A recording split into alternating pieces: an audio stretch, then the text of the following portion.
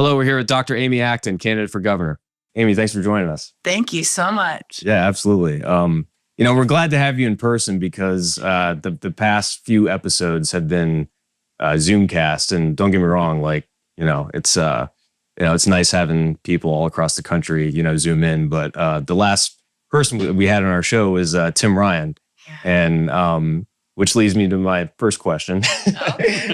So, do you see him as like a competitor? Well, first of all, I love being in person too. I think, especially since everything I've been through, in my experience as a doctor, I still hold this dear when we can look in the eyes. For sure.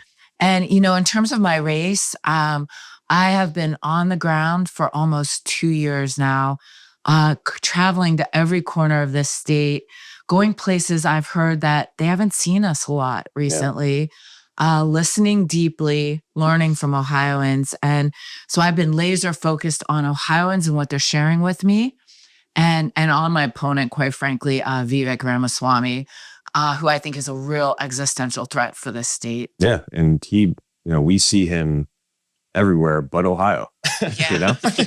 I mean, lately he was in New Jersey, so Texas, I think, as well. Yeah, Texas. The thing is, he's not really worried about Ohioans at all, frankly, and it's quite concerning, especially since he's a billionaire, and a lot of that power and money can get to people. So we want to do everything in our power to stop this billionaire problem becoming the norm.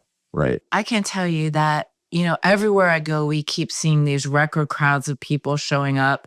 This has been going on for a while. I'll give you an example, like Fulton County, which is Northwest Ohio. Their Dem dinner typically has 15 to 30 people. We had 320 show up, and it was full of independents and Republicans, lifelong Republicans. This is repeated in Wilmington and Bethel. Everywhere we're going, we're seeing this. It is no longer, I think, about R or D or I. It is about extreme power, wealth, and special interests against everyone else. And what people are saying to me is that they are longing for public servants again who actually solve problems instead of making them. Right. And that isn't a party thing. It is are you going to help make our lives better? Yeah. We want to go into your personal background first and foremost. What made you decide to become a doctor and serve the state of Ohio? Well, my doctoring comes first, and the state of Ohio I'm almost 60, so it came a little bit later.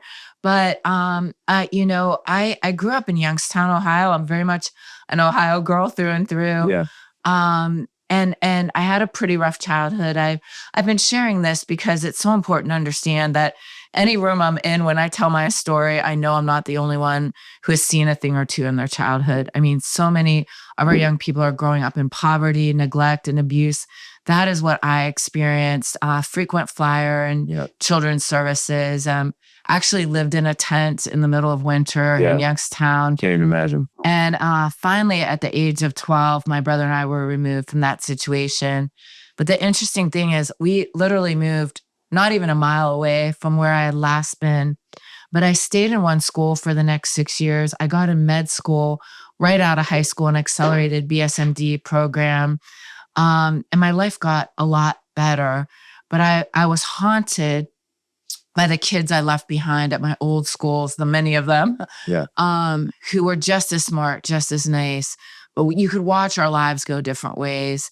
I didn't have words for it yet, but I was learning that your zip code can predict on average how long you will live and what kind of life you will have, so much more than your genetic code, so much more than everything I learned in school. And the doctor thing for me, I had appendicitis, my appendix burst when I was 8 years old. And back then, they used to keep you in a hospital a long time.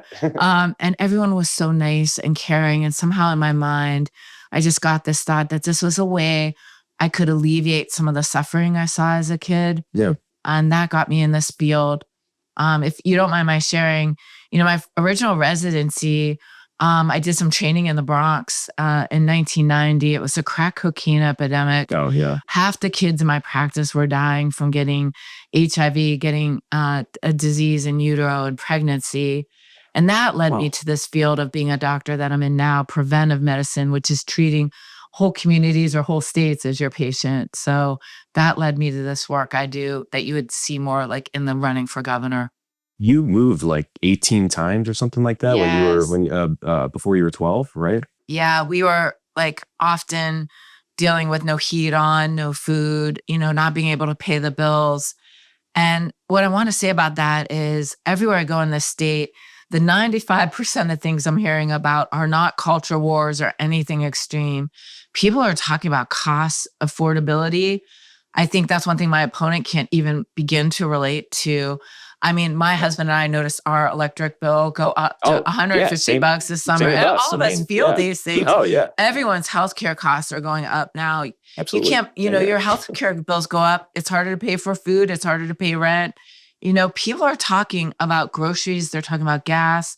They're talking about being able to afford a house, especially when you're younger. Yeah. Childcare costs. They're talking about aging in place and property taxes going up. They're talking about safety, but they're not talking about some border. What they're talking about is their kid coming home from school or going to church or a mall or something and feeling safe. They're talking about being safe, talking to a neighbor.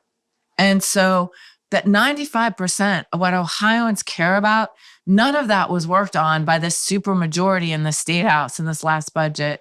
They're not taking care of any of the things that we all need solved so that we can have a great quality of life. And these are the kind of things that have motivated me. I'm running for governor because people in this state are struggling. They're doing everything right, but they can't get any breathing room. And these bad actors and special interests keep taking the state in the wrong direction on nearly every measure over the course of my adult lifetime.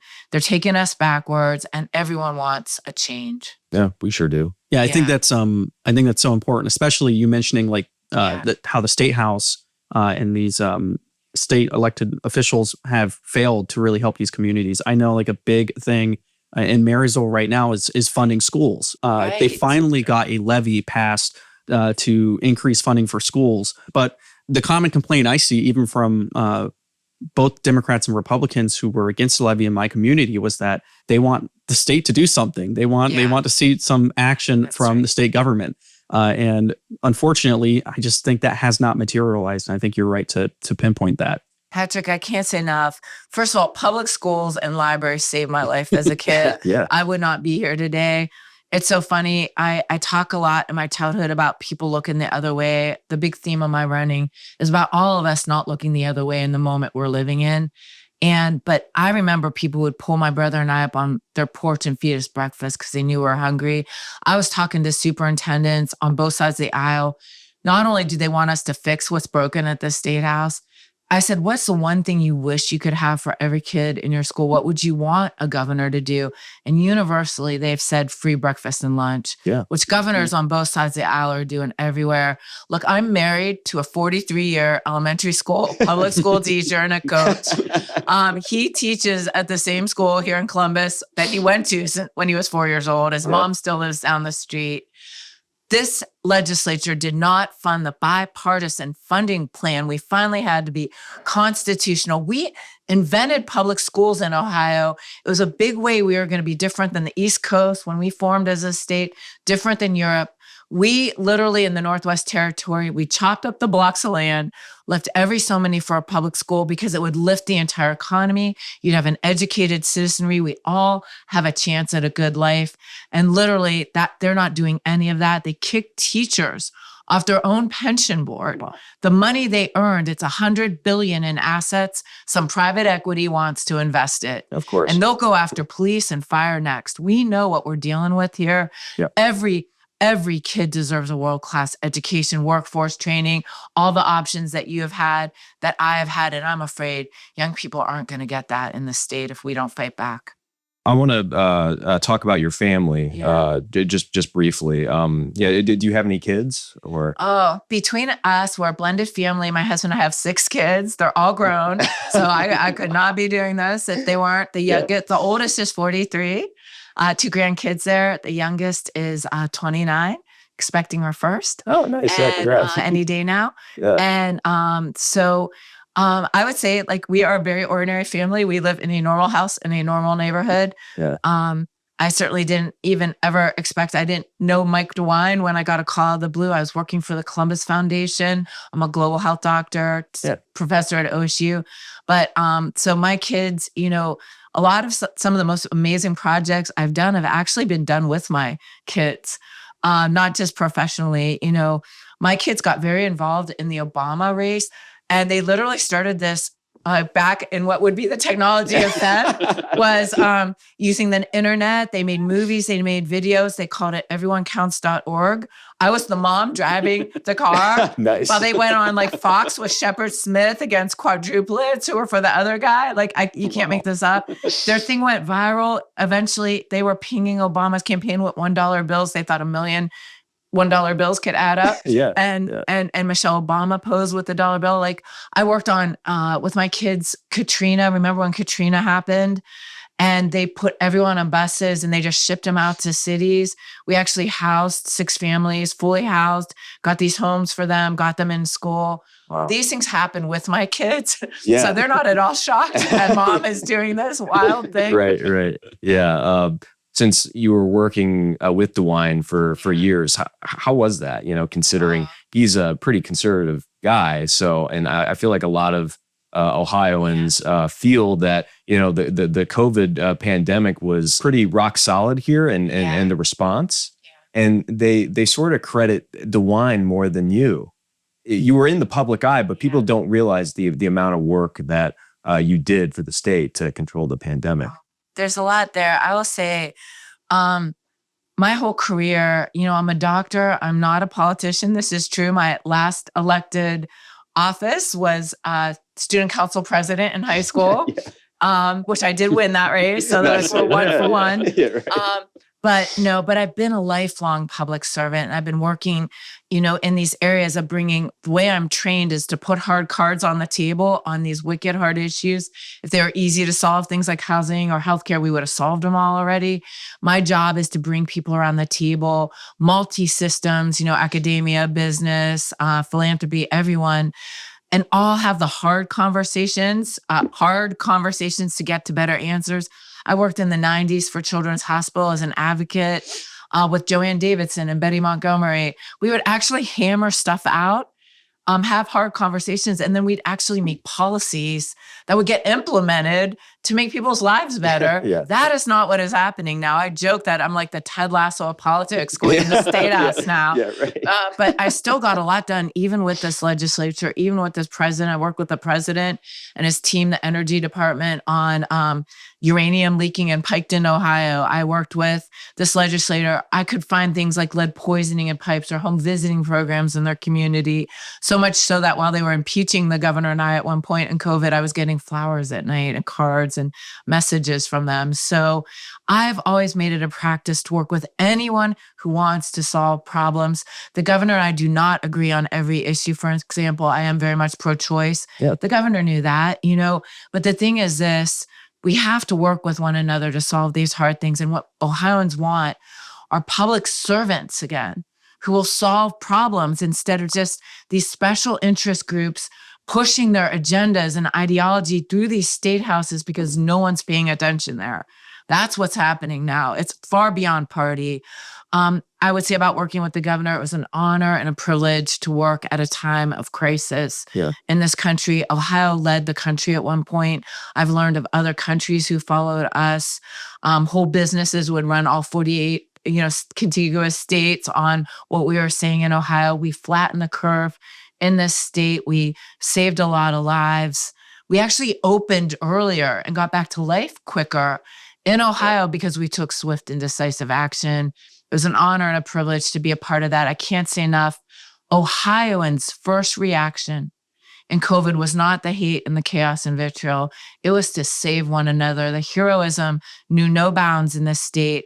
The thing we did different is we put the hard cards on the table. That comes from my childhood. It's just how I operate. I don't think you can solve anything unless we all know what the truth is. So I told a lot of the truth, even when it hurt. I thought you could take it.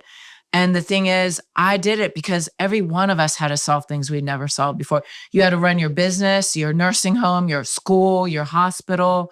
You had to run prisons and homeless shelters, solving things. And Ohioans did. And I can tell you everywhere I go, I hear the stories of it. It was an amazing thing to be a part of.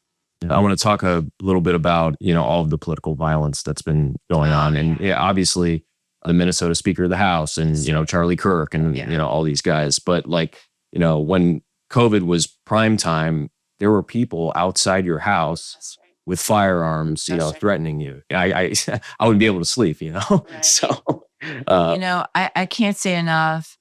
I absolutely condemn all this political violence in every form it takes. And that's why the ordinary speech we use does matter. I'm all for freedom of speech, but the words we use as leaders matter. Yep. And we've been seeing horrible violence both sides of the aisle. It's making it harder for people to be the public servant I've been talking about because people are rightly worried about this. Look, what you saw happen to me during COVID was sort of the beginning. Right now, what you saw happen to me, which was sort of shocking at the time, now happens to every librarian who never signed up for their job to do something. It is unacceptable. We have to have these hard conversations, but we can't incite or be a part of violence.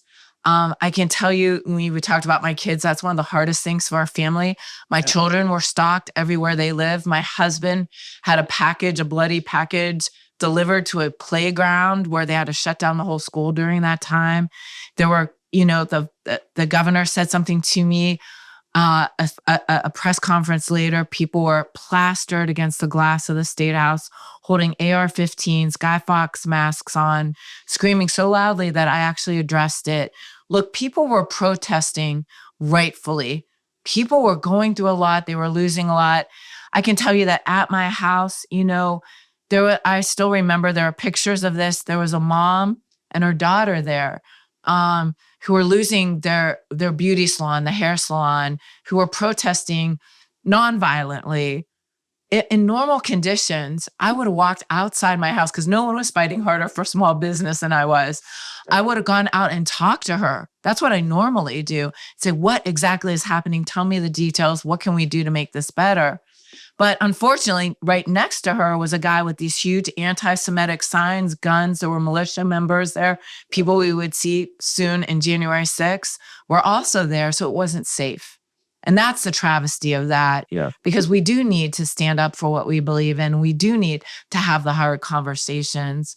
I can tell you, I would not be running for governor. My eyes are wide open. The problem is, if all of us, if we all don't step out here and take a stand, they're going to get away with this stuff. So that's how my husband and I made this decision. Was a very worried family, rightfully. But the thing is this, some people are out there saying I'm not tough enough for this, but I can't tell you enough. I didn't get through my childhood. I didn't work 3 jobs to get through my accelerated med school. I haven't done all the things I've done around this world in health, do that COVID thing, which when I wasn't on air, we were running the entirety of all of government and all of society emergency response, every hour solving something new. I wouldn't have raised kids or take care of aging parents if I'm not tough enough. Yeah. But what I want to say is that people need to quit mistaking kindness for weakness. I think that is a huge mistake. Everywhere I go in this state, people are exhausted by the hate and vitriol and being purposefully pitted against one another. We need people to take a stand and lead in ways that can hold us and unify us again so we can solve the hard problems. Kindness is in every religion. It's what every parent ever wants their kid to be when they grow up. Kindness is about seeing the humanity in one another, and it is a fierce commitment to justice. Yeah, absolutely. It's kind of misogynistic because we don't see other male politicians get asked, oh, are you tough enough to take on Trump or Vivek or whatever? Right. Amy Acton saved thousands of lives and worked bipartisanly with Republicans and Mike DeWine. What are you talking about? In a very tense political climate. And that's what I mean. Yeah, it takes a lot of toughness to do. Ohio ran the country for a while. The more we told the truth, the more the best experts in the world came to us. Many scientists had gone underground during that time. It was chaotic. I literally begged the president and Mick Mulvaney, the president's chief of staff, to do the right thing. And he shook his head like this. And 2 weeks later, he was gone. But we came out, the governor and I, and said, we're going to tell you the truth as we know it. We got together with Republican governors. We started sharing information. We reached across the aisle to Democratic governors. We all rode to save the people of this country and this state. The entire time I was fighting, the entire time I had from the first moment you saw me on TV, I had already had executive protection because of threats and militia groups. But I can tell you, there's nothing like wanting to save the lives of 11.7 million people. You're going to fall in love with the people of the state. It makes you very focused in your job. Yeah, I can imagine. Yeah. I want to go over healthcare since, you and I were talking about this earlier, but, the healthcare costs have been Scott. Yeah. So This is a travesty. Yeah. I'm curious to know your plan to tackle those costs. And you need a governor, you need a great attorney general and others to be pushing back on what is coming down on our states. Governors on both sides of the aisle are. What the Medicaid cuts alone, what that will do to devastate hospitals. Our rural hospitals are collapsing right now. Yep. There are many parts of the state you have to go an hour and 15 minutes to deliver a baby. People are delivering, on highway side now, again, like in old days, to get a cavity filled for your kid. This is a shame. Metro Health is under assault as well in Cleveland. So it's rural, it's urban. All of us, our healthcare costs go up. If you remember, Kasich expanded who had access to Medicaid in the state because it was a smart thing to do. Yeah. When people are uninsured, all of our healthcare costs go up. Yeah. And we're cutting all that stuff back. All the while we're cutting food programs and programs for disabilities. And this goes on and on. This is devastating. Look, governors on both sides of the aisle are actually doing things about healthcare. They're making drug costs come down by how they buy drugs and how they do their formularies. Medical debt is a huge issue in this country, in this state. Every one of us, almost any one of us is literally can save everything, do everything right. And one devastating illness can wipe you out. You're trying to pay that. You can't pay for your kid to be in school or preschool. You have to pay rent. You have to buy food. People are making these hard decisions. My opponent, Vivek Ramaswamy, literally keeps going out there saying people are doing bad because they're not working hard enough. They're lazy. They're mediocre. Everything should be done on merit. That is not the Ohio Insider meeting. Yeah, exactly. I can tell you, I just met a mom in Bethel, Ohio, who was talking about, their kindergarten program closed. She has to find some place for her kids so she can work. That'll cost her $5,000. She had twins. She has a lot of healthcare bills that were associated with them being born early. She's doing everything right. You could just literally see this mom doing everything right. And it can't add up. And that's what we're really talking about here. My opponent right now, you guys were joking that he's not in Ohio, he's in Montana, all these places. He's running for president. Let's just be honest here. He's hardly spending any time in Ohio. Yes. I know he thinks he's maybe he doesn't think he has a contest, but guess what? We're neck and neck with them and we're beating them in independents and Republicans. So I don't know what but literally, he's flying around in a corporate jet to go from Columbus to Cincinnati. It can't go the 90 minutes on 71. And we're going around, and it's become a meme here, but we're going around in an old Jeep, literally. My husband can't keep enough oil in the car. Gas, right. I'm you're changing the oil again. It's yeah, we put that many miles. But the thing, it's a metaphor for understanding and spending every moment understanding where the people of Ohio actually are. And I can tell you, it's not a political thing. We're not solving the problems. We are going backwards on nearly every measure in the state. Healthcare, we used to be at the top. We have the best universities, the best healthcare institutions. We're now at the bottom. We live less healthy lives than neighboring states and many countries in this world. That is not normal. That is not where the 7th largest populated state should be. Same thing on educational outcomes. And you know what? He's saying the same rhetoric that this state house supermajority is saying. They don't work on any of the issues Ohioans care about. Every measure, we're going backwards because they want to raise the economy, they say. They want to get rid of all property taxes, which is the most reckless thing you could ever do. They're not funding the local government fund, which is why property taxes are going up. It's all this trickle-down economic BS that we've heard over and over where economists worldwide have said economies are built from the ground and communities being strong up. And literally our measure of that, Our growth in GDP in the state is 45th. Our unemployment is 45th right now. They're not solving any of our issues. Our biggest export is young people. And it's about all these other things. You want to draw people to the state, you draw them on having great healthcare, great education, great park systems, all this great quality of life. They're not working on any of the stuff we care about. And that's a travesty. Yeah, it's very telling. Like you talked about how our biggest export in Ohio is young people. Yes. And one thing I've had to do looking at graduate schools is I've had to look outside Ohio, and I want to stay here. Sad. It That's is, a it loss is, to us. and sometimes I worry too. I've seen attacks on education along with that. Mainly, I believe it was Senate Bill 1. Yeah, that's correct. That's right. And especially on like my major in the arts, like philosophy, politics, and economics. And I've seen so many programs close their graduate programs in those areas. And it is really a shame, because if you want your young people to stay in the state, like I'd love to live in Ohio for the rest of my life.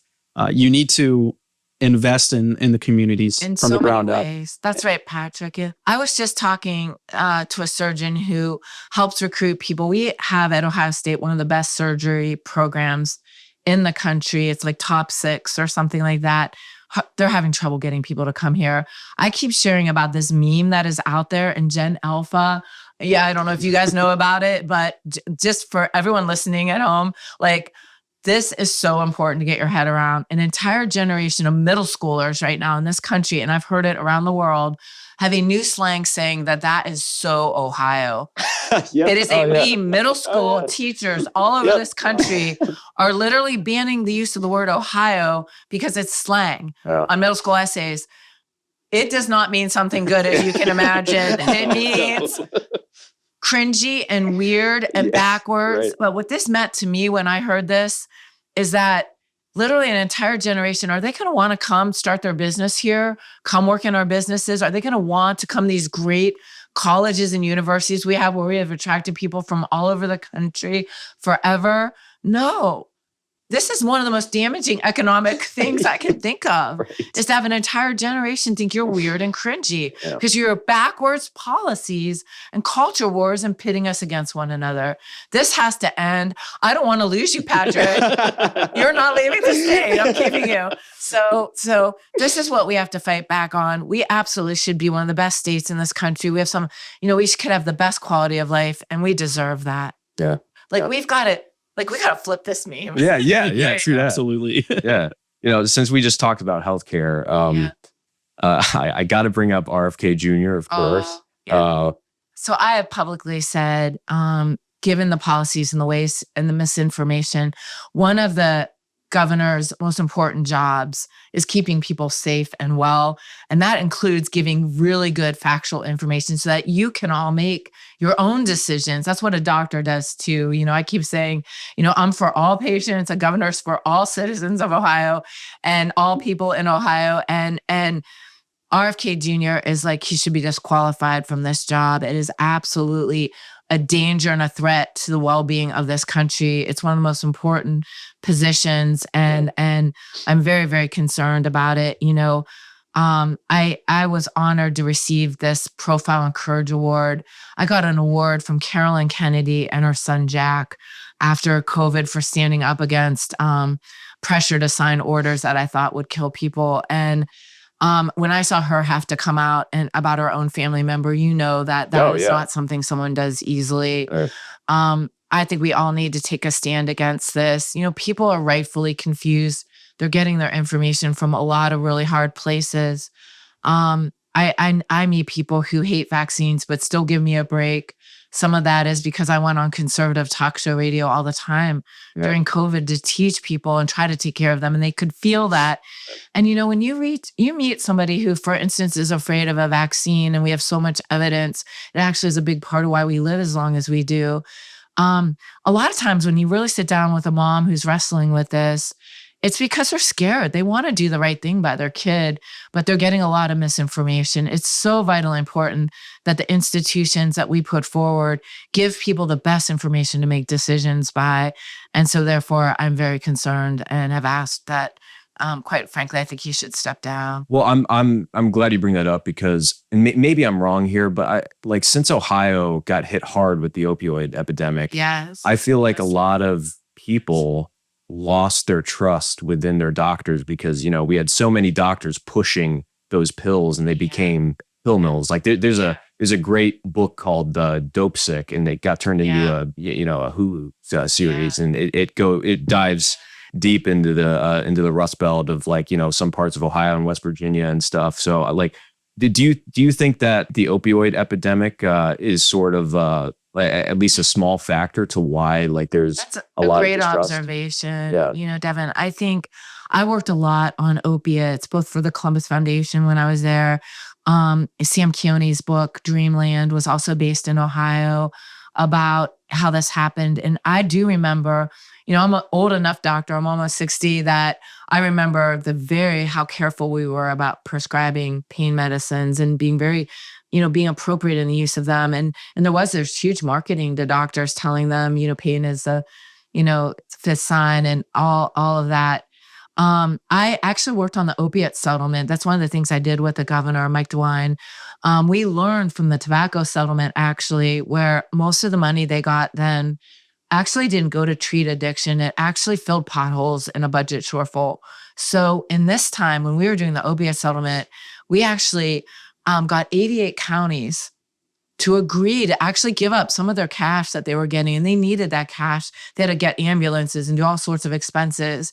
But we all agreed to set aside half of that settlement into an endowment outside the legislature's hands so that we could live off the interest of that investment, not the principal, but the interest. So we could always treat the next addiction. At the beginning of the opiate crisis, there was hardly any money going to help in a massive crisis.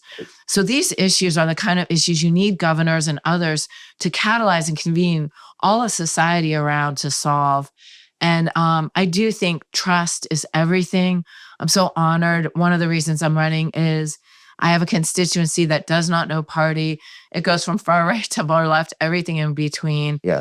And I think that attachment, that one of the reasons I have a voice and can run and try to jar this door open so more of us public servants can come storming through is it comes from the people and that trust that I earned, I think, in a very strange moment. And it's something I hold dear. I also trust Ohioans.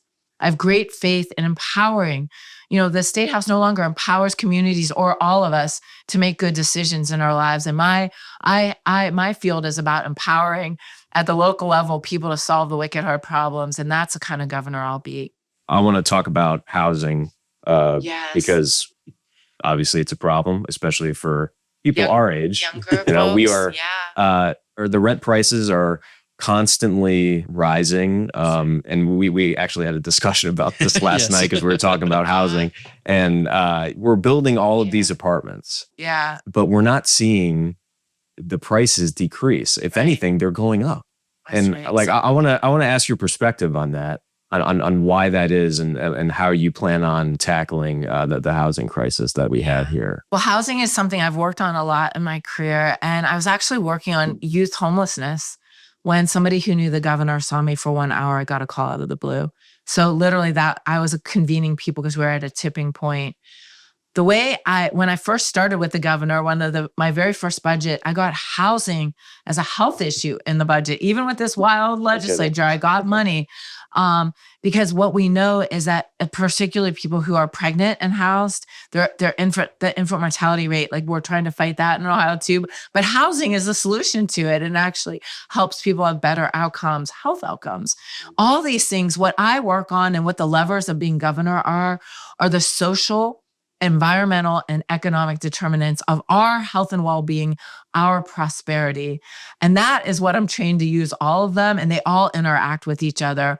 One of the first things I realized is that even housing within just government alone, the state government, lives across many agencies, cabinet positions, many boards and commissions. And we began to start to convene just housing within state government to try to get them to all row together to make it easier for local communities to access what we have. This is how I'll solve every issue as a governor. You got to get these North Stars of what we're aiming at You got to get every system around the table. And you'll see us do that when I'm governor to get us to all row together, because this is a complex problem that will need all systems. It will take business. It will take philanthropy. It will take academia. It will take local government. It takes all of us to solve. But we have to solve the housing issue and make housing accessible and affordable. And we know for many people, it's also their biggest asset in life. So it's vitally important we do this. And I can't wait to be a part of that.